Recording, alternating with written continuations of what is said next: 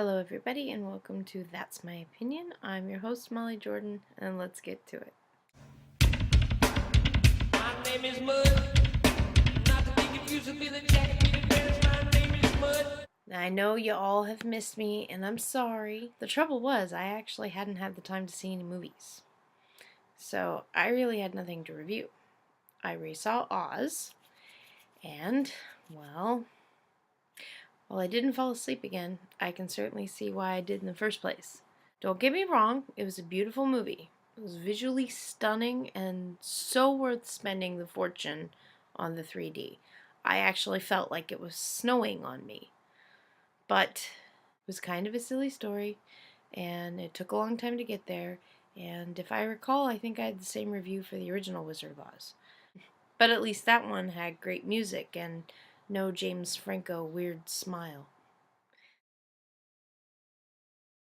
I also saw Girl Rising, a very educational documentary of teaching our determined women from all around the world how some girls are bound and determined to rid their life of routine and get educated in countries that make it next to impossible. It was narrated by so many well-known actresses, and it was fun to try and figure out who was talking for who.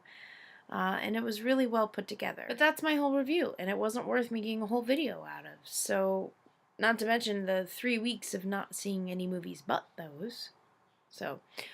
But I will not disappoint. I spent Saturday catching up on 2 movies, and here they are.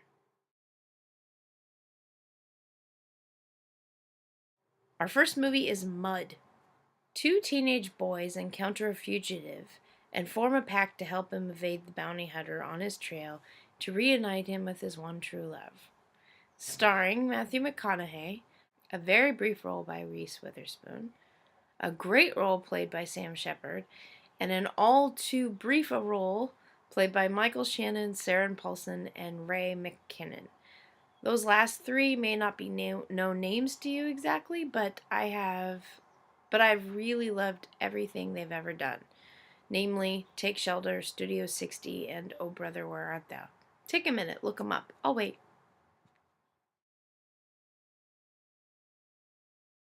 The good. The 2 boys in this movie delivered such a real role.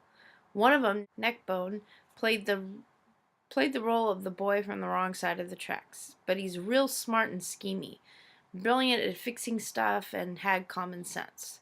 The other kid, Ellis, was a real side of being a boy. He believed in true love. He was dealing with his parents splitting up, and it was this coming of age teenager story with this relationship with said Mud character. And the kids being so real made each emotion real and attachable. It was relatable. I love it when a movie can do that. I was able to see this movie as a very warm movie. The bad. The trailer to this movie made it look weird, creepy, and murderous. I think I may have actually passed on this movie if it wasn't my girlfriend's favorite actor, Matthew McConaughey. The preview made it scary, mysterious, like it should have had Talking Heads' Psycho Killer running through it. Psycho killer. Qu'est-ce que c'est? Fa fa fa fa fa fa fa fa fa. And now that song's stuck in your head. Another bad was there were some parts I felt were left unsaid or unfinished. You never really understood the shirt is his protection concept, or why he was called Mud, or why the Tom character really helped him after all. Why his parents were really getting a divorce. I felt things just got left unsaid, and it didn't make for a bad movie, but I just felt slightly cheated. Not to mention amazed that it wasn't this creepy movie that we saw previewed. The ugly. The only real ugly here is that they uglied up our pretty boy Matthew McConaughey. And why? Why were his teeth so crooked and his face so slanted? He was a boy always in trouble growing up, so okay, that makes sense. Maybe he was beat up a bit, but where's the story? I mean, if he was make-upped to look like someone else, like Monster, for instance, then that I can understand, but there wasn't a reason for Pretty Boy Matthew's abs were shown and flaunted, but his face was all mucked up. Overall, I thought it was a really great movie.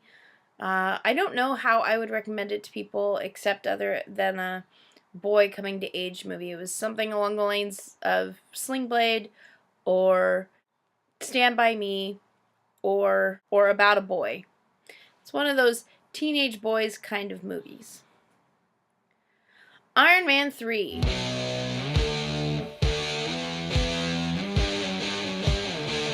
don't think a description of the movie is really necessary, but when Tony Stark's world is torn apart from a formidable terrorist called the Mandarin, he starts an odyssey of rebuilding and retribution.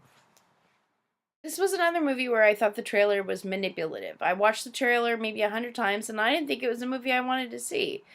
The trailer showed it all out of order, and the scenario where Iron Man loses everything and the new badass makes it impossible for him to regain. But wrong. It's Robert Downey Jr. as his usual snarky, playboy, cocky self who gets into another situation and finds a way out of it with his awesome skills.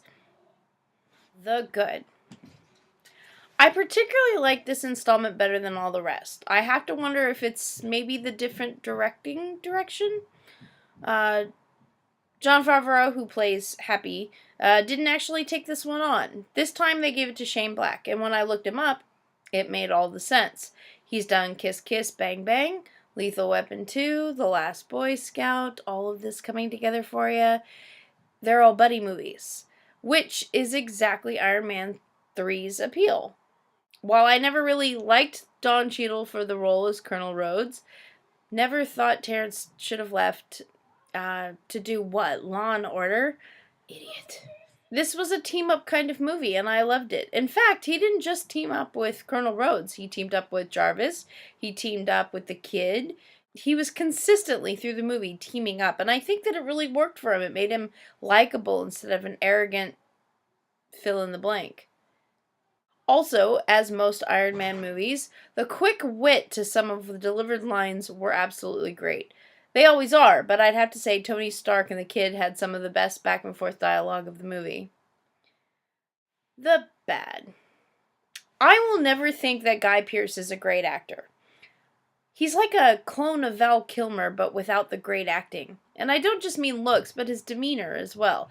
He wasn't believable as the role he played as the crippled supervillain. Such a role was better played as Buddy from The Incredibles, and that was animated. There was a twist to Ben Kingsley's role that I don't want to spoil for anyone, but even the role Ben was playing was made grandiose for Ben being such a fantastic actor, and he didn't really have to.